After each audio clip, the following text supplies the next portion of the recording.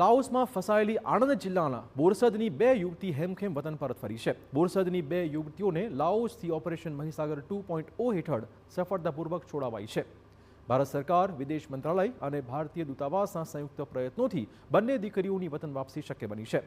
દીકરીની વતન લાવવામાં આણંદના સાંસદ મિતેશ પટેલે સક્રિય ભૂમિકા ભજવી હતી. યુવતીના પરિવારના લોકો દ્વારા રજૂઆત કરવામાં આવ્યા બાદ સાંસદે તાત્કાલિક સંબંધિત વિભાગો સાથે સંકલન સાધ્યું હતું. સાંસદે મિતેશ પટેલે બંને દીકરીના નિવાસસ્થાને મુલાકાત લઈને દીકરીના ખબરઅંતર પૂછ્યા હતા. દીકરીઓ સુરક્ષિત ઘરે પરત ફરતા પરિવારના લોકોમાં રાહતનો શ્વાસ.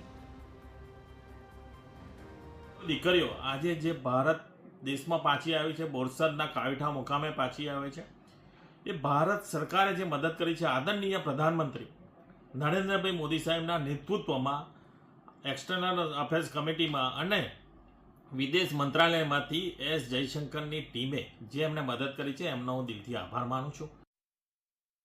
અમદાવાદના